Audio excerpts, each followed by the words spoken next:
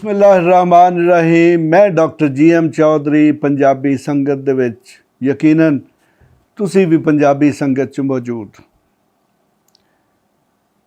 जनाब, मैं अपने एक दो प्रोग्रामां दे विच वारिस शाह दी गल कीती ते असी जो वारिस शाह दा हशर कीता और जो असी पंजाबी दा हशर पंजाबी कर रहे वो भी मैं गल की।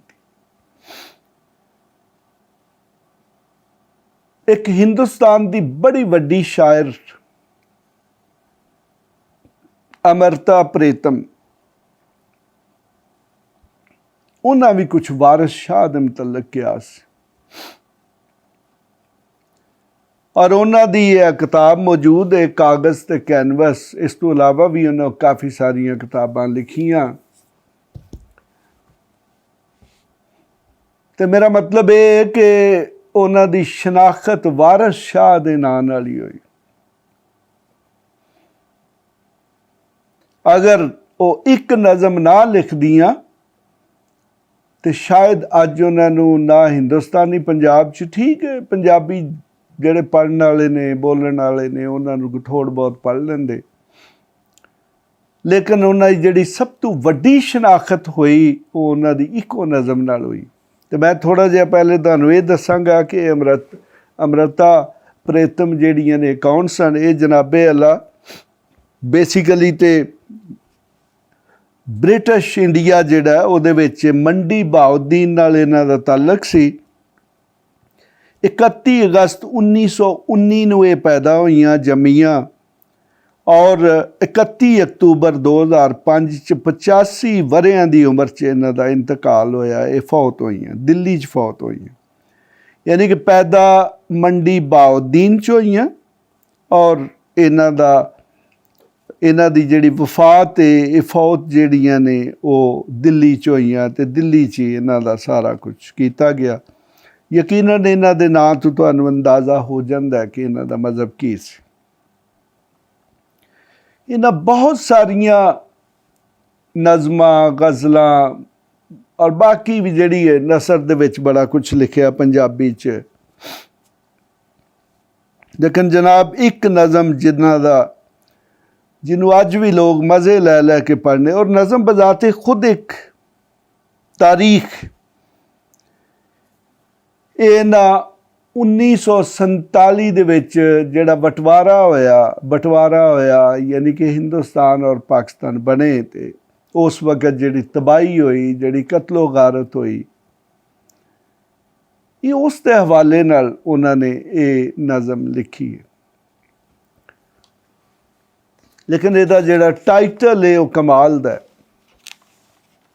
और शायद अगर उहदे विच वैसे कोई भी हो इहदा अनवान दे दिंदियां तो इहनूं कोई भी ना पढ़दा, जिस तरह कि उन्हां दी बाकी नज़मां नूं घट ही लोग पढ़दे ने, सिवाए उन्हां लोगां तो जिन्हों किसी नूं पंजाबी च बड़ा कुछ शौक है।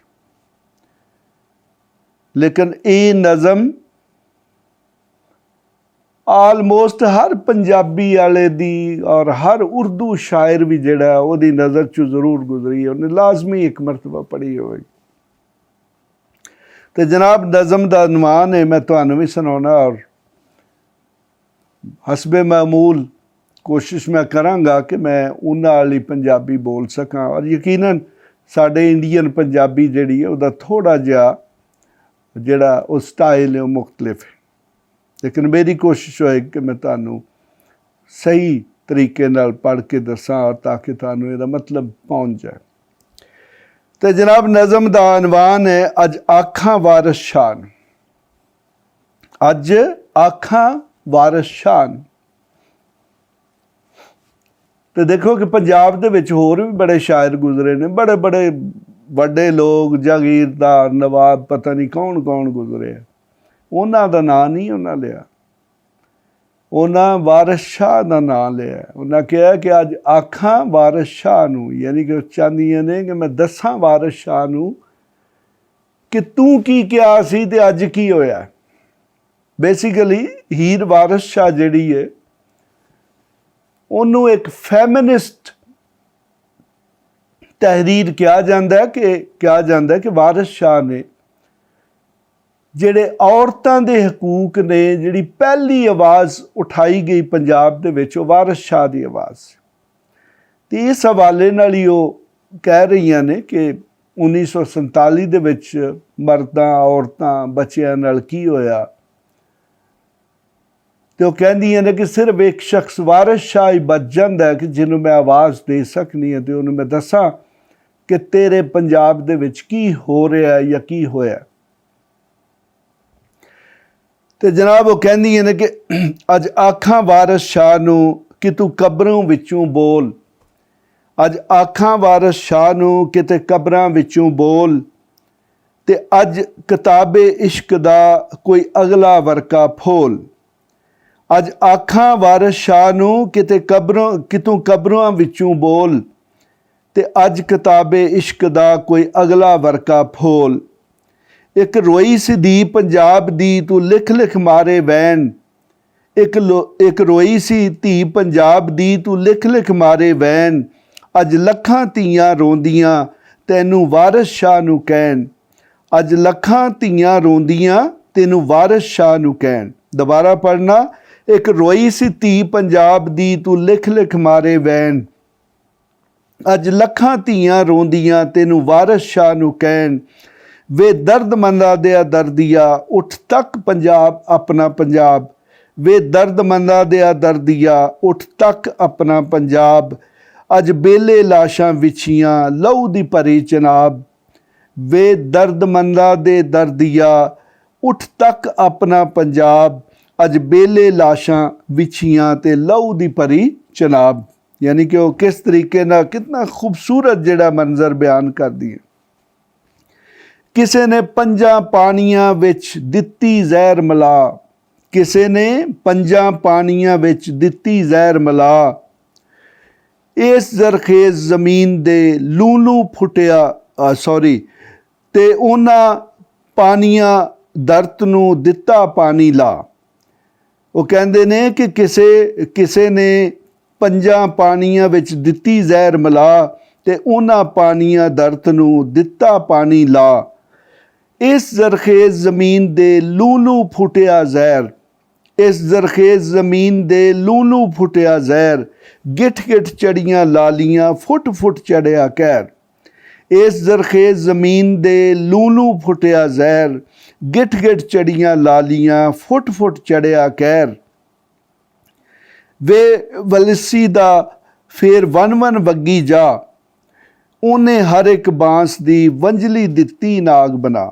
ਯਾਨੀ ਕਿ ਕਿਤਨਾ ਖੂਬਸੂਰਤ ਇਸਤਾਰ ਹੈ। ਉਹ ਕਹਿੰਦੀਆਂ ਨੇ ਕਿ ਹੁਣ ਐਸੀ ਵਾਹ ਵੱਗੀ ਏ, ਐਸੀ ਬੇਹਿੱਸੀ ਦੀ ਵਾਹ ਵੱਗੀ ਏ ਕਿ ਉਹ ਜਿਹੜੀ ਬਾਂਸ ਦੀ ਵੰਜਲੀ ਬਣਾਈ ਸੀ ਰਾਂਝੇ ਨੇ, ਅੱਜ ਉਸ ਬਾਂਸ ਦੀ ਹਰ ਵੰਜਲੀ ਜਿਹੜੀ ਹੈ ਉਹ ਨਾਗ ਦੀ ਸੂਰਤ, ਸੱਪ ਦੀ ਸੂਰਤ, ਸ਼ੀਸ਼ ਨਾਗ ਦੀ ਸੂਰਤ ਇਖਤਿਆਰ ਕਰ ਚੁੱਕੀ। ਜਨਾਬ ਅੱਗੇ ਕਹਿੰਦੀਆਂ ਨੇ, ਪਹਿਲਾ ਡੰਗ ਮਦਾਰੀਆਂ ਮੰਤਰ ਗਏ ਗਵਾਚ, ਪਹਿਲਾ ਡੰਗ ਮਦਾਰੀਆਂ ਮੰਤਰ ਗਏ ਗਵਾਚ। ਦੂਜੇ ਡੰਗ ਦੀ ਲੱਗ ਗਈ ਜਣੇ ਖਣੇ ਨੂੰ ਲਾਗ। ਪਹਿਲਾ ਡੰਗ ਮਦਾਰੀਆਂ ਮੰਤਰ ਗਏ ਗਵਾਚ, ਦੂਜੇ ਡੰਗ ਦੀ ਲੱਗ ਗਈ ਜਣੇ ਖਣੇ ਨੂੰ ਲਾਖ। ਅੱਗੇ ਜਨਾਬ ਮਜ਼ੀਦ ਕਹਿੰਦੇ ਨੇ, ਨਾਗਾਂ ਕੀਲੇ ਲੋਕ ਮੂੰਹ ਬਸ ਫਿਰ ਡੰਗ ਹੀ ਡੰਗ, ਨਾਗਾਂ ਕੀਲੇ ਲੋਕ ਮੂੰਹ ਫਿਰ ਡੰਗ ਹੀ ਡੰਗ। ਪਲੋ ਪਲੀ ਪੰਜਾਬ ਦੇ ਨੀਲੇ ਪੈ ਗਏ ਅੰਗ। ਯਾਨੀ ਕਿ ਉਹ ਕਹਿੰਦੇ ਨੇ ਕਿ ਜਦੋਂ ਹਰ ਪਾਸੇ ਨਾਗ ਹੀ ਨਾਗ ਨੇ ਔਰ ਮੂੰਹ ਖੜੇ ਖੋਲ ਕੇ ਖੜੇ ਨੇ ਤੇ ਫਿਰ ਯਕੀਨਨ ਹਰ ਪਾਸੇ ਲੋਕਾਂ ਨੂੰ ਡੰਗ ਹੀ ਡੰਗ ਮਾਰਨਗੇ। ਤੇ ਫਿਰ ਉਹ ਕਹਿੰਦੇ ਨੇ ਕਿ ਪੰਜਾਬ ਦੇ ਜਿਹੜੇ ਲੋਕ ਨੇ ਯਕੀਨਨ ਜਦੋਂ ਸੱਪ ਡੰਗ ਮਾਰਦਾ ਤੇ ਉਹਨਾਂ ਦਾ ਰੰਗ ਨੀਲਾ ਹੋ ਜਾਂਦਾ। ਅੱਗੇ ਜਨਾਬ ਕਹਿੰਦੇ ਨੇ ਕਿ ਗਲੀਓਂ ਟੁੱਟੇ ਗੀਤ ਫਿਰ ਤਰਕਲੋਂ ਟੁੱਟੀ ਤੰਦ, ਗਲੀਓਂ ਟੁੱਟੇ ਗੀਤ ਫਿਰ ਤਰਕਲਿਓਂ ਟੁੱਟੀ ਤੰਦ। ਤ੍ਰਿੰਜ ਨੂੰ ਟੁੱਟੀਆਂ ਸਹੇਲੀਆਂ ਚਰਖੜੇ ਗੂਕਰ ਬੰਦ। ਗਲੀਓਂ ਟੁੱਟੇ ਗੀਤ ਫਿਰ ਤਰਕਲਿਓਂ ਟੁੱਟੀ ਤੰਦ। ਤ੍ਰਿੰਜਣਾ ਟੁੱਟੀਆਂ ਸਹੇਲੀਆਂ ਚਰਖੜਿਓਂ ਕੂਕਰ ਬੰਦ। ਅਗਲਾ ਸ਼ੇਰ ਹੈ ਕਿ ਸਨੇ ਸੇਜ ਦੇ ਬੇੜੀਆਂ ਲੁੱਡਣ ਦਿੱਤੀਆਂ ਰੋੜ। ਸਨੇ ਸੇਜ ਦੇ ਬੇੜੀਆਂ ਲੁੱਡਣ ਦਿੱਤੀਆਂ ਰੋੜ। ਸਨੇ ਡਾਲੀਆਂ ਪੀਂਗ ਅੱਜ ਅੱਜ ਪਿਪਲਾਂ ਦਿੱਤੀ ਤੋੜ, ਸਣੇ ਸੇਜ ਦੇ ਬੇੜੀਆਂ ਲੁੱਡਣ ਦਿੱਤੀਆਂ ਰੋੜ, ਸਣੇ ਡਾਲੀਆਂ ਪੀਂਗ ਅੱਜ ਪੀਪਲਾਂ ਦਿੱਤੀ ਤੋੜ। ਯਾਨੀ ਕਿ ਇਹਦੇ 'ਚੋਂ ਕਹਿ ਰਹੇ ਨੇ ਕਿ ਜਿਹੜਾ ਲੁੱਡਣ ਮਲਾ ਜਿਹਦਾ ਹੀਰ ਦੇ ਵਿੱਚ ਵੱਲ ਹੈ, ਉਹਨੇ ਕਹਿੰਦੇ ਨੇ ਜੀ ਕਿ ਸੇਜਾਂ ਸਮੇਤ ਆਪਣੀ ਬੇੜੀ ਰੋੜ ਦਿੱਤੀ। ਅਤੇ ਅੱਗੇ ਕਹਿੰਦੀ ਹੈ ਨਾ ਕਿ ਉਹ ਪਿੱਪਲਾਂ 'ਤੇ ਜਿਹੜੀਆਂ ਪੀਂਘਾਂ ਹੁੰਦੀਆਂ ਸਨ ਅੱਜ ਉਹ ਟਾਹਣੀਆਂ ਸਮੇਤ ਹੀ ਟੁੱਟ ਗਈਆਂ।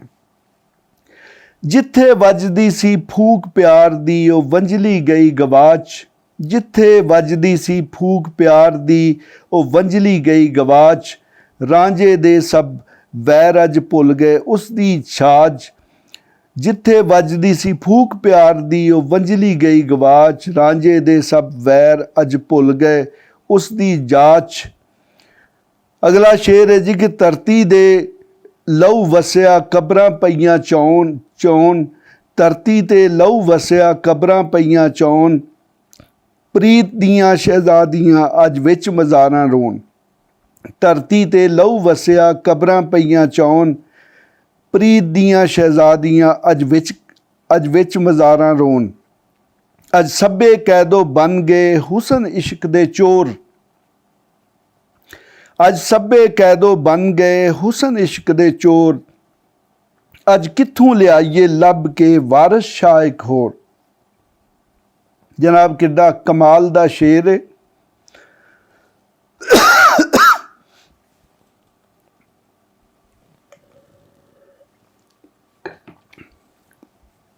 ਇਹ ਜੀ ਆਖਰੀ ਦੋ ਸ਼ੇਰ ਨੇ, ਬੜੇ ਕਮਾਲ ਦੇ ਸ਼ੇਰ ਨੇ। ਅੱਜ ਸਭੇ ਕੈਦੋ ਬਣ ਗਏ ਹੁਸਨ ਇਸ਼ਕ ਦੇ ਚੋਰ, ਅੱਜ ਸਭੇ ਕੈਦੋ ਬਣ ਗਏ ਹੁਸਨ ਇਸ਼ਕ ਦੇ ਚੋਰ, ਅੱਜ ਕਿੱਥੋਂ ਲਿਆਈਏ ਲੱਭ ਕੇ ਵਾਰਿਸ ਸ਼ਾਹ ਇੱਕ ਹੋਰ। ਅੱਜ ਸਭੇ ਕੈਦੋ ਬਣ ਗਏ ਹੁਸਨ ਇਸ਼ਕ ਦੇ ਚੋਰ, ਅੱਜ ਕਿੱਥੋਂ ਲਿਆਈਏ ਲੱਭ ਕੇ ਵਾਰਿਸ ਸ਼ਾਹ ਇੱਕ ਹੋਰ। ਉਹ ਕਹਿੰਦੀ ਹੈ ਜੀ ਕਿ ਜਿੰਨੇ ਵੀ ਕੈਦੋ ਸਨ ਅੱਜ ਉਹਨਾਂ ਦਾ ਹੀ ਰਾਜ ਹੈ ਅਤੇ ਉਹ ਸਾਰੇ ਦੇ ਸਾਰੇ ਹੁਸਨ ਔਰ ਇਸ਼ਕ ਦੇ ਚੋਰ ਬਣ ਗਏ ਨੇ। ਅਤੇ ਉਹ ਕਹਿੰਦੀ ਹੈ ਕਿ ਅੱਜ ਮੈਂ ਕਿੱਥੋਂ ਇੱਕ ਨਵਾਂ ਵਾਰਿਸ ਸ਼ਾਹ ਲੱਭ ਕੇ ਲਿਆਵਾਂ।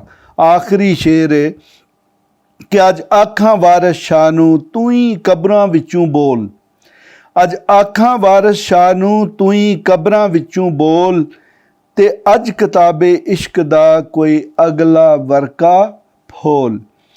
ਅੱਜ ਆਖਾਂ ਵਾਰਿਸ ਸ਼ਾਹ ਨੂੰ ਤੂੰ ਹੀ ਕਬਰਾਂ ਵਿੱਚੋਂ ਬੋਲ, ਤੇ ਅੱਜ ਕਿਤਾਬੇ ਇਸ਼ਕ ਦਾ ਕੋਈ ਅਗਲਾ ਵਰਕਾ ਫੋਲ। ਅੱਜ ਆਖਾਂ ਵਾਰਿਸ ਸ਼ਾਹ ਨੂੰ ਕਿ ਤੂੰ ਕਬਰਾਂ ਵਿੱਚੋਂ ਬੋਲ। ਤੇ ਜਨਾਬ ਕਿੱਡੀ ਕਮਾਲ ਦੀ ਸ਼ਾਇਰੀ ਹੈ।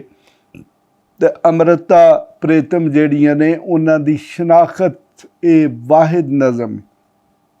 ਮੈਂ ਇਹ ਨਹੀਂ ਕਹਿੰਦਾ ਹੈ ਉਹਨਾਂ ਦੀ ਦੇਖੋ ਇਤਨੀ ਬੜੀ ਕਿਤਾਬ ਹੈ, ਇਹਦੇ 'ਚ ਬੜੀਆਂ ਨਜ਼ਮਾਂ ਲਿਖੀਆਂ ਨੇ, ਲੇਕਿਨ ਉਹਨਾਂ ਦੀ ਸ਼ੋਹਰਤ ਬਹੁਤ ਸਾਰੀ ਜ਼ਿੰਦਗੀ 'ਚ ਉਹਨਾਂ ਨੂੰ ਇੱਜ਼ਤ ਔਰ ਬਹੁਤ ਸਾਰੇ ਇਨਾਮੋ ਇਕਰਾਮ ਜਿਹੜੇ ਨੇ ਉਹ ਇਸ ਨਜ਼ਮ ਦੇ ਪਰਸਪੈਕਟਿਵ 'ਚ ਲਿਖੇ ਗਏ। ਉਹਨਾਂ ਇਤਨੀ ਖੂਬਸੂਰਤ ਤਰੀਕੇ ਨਾਲ 1947 ਦੇ ਵਿੱਚ ਜਦੋਂ ਪਾਕਿਸਤਾਨ ਔਰ ਇੰਡੀਆ ਅਲੱਗ-ਅਲੱਗ ਮੁਲਕ ਬਣੇ ਅਤੇ ਜਿਹੜੀ ਤਬਾਹੀ ਹੋਈ ਉਹ ਸਾਰੀ ਤਬਾਹੀ ਦੀ ਤਸਵੀਰ ਉਹਨਾਂ ਖਿੱਚ ਕੇ ਰੱਖ ਦਿੱਤੀ ਕਿ ਕੀ ਹੋਇਆ ਅਤੇ ਕਿਸ ਤਰੀਕੇ ਨਾਲ ਪੰਜਾਬ ਦੇ ਵਿੱਚ ਹੋਇਆ। ਕਿਉਂਕਿ ਸਭ ਤੋਂ ਜ਼ਿਆਦਾ ਤਬਾਹੀ ਜਿਹੜੀ ਹੈ ਕਤਲੋ ਗਾਰਤ ਜਿਹੜੀ ਹੈ ਜਦੋਂ ਪੰਜਾਬ ਤਕਸੀਮ ਹੋਇਆ ਅਤੇ ਉਦੋਂ ਹੋਈ। ਇਸ ਦੇ ਨਾਲ ਹੀ ਮੈਂ ਇਜਾਜ਼ਤ ਚਾਹਾਂਗਾ।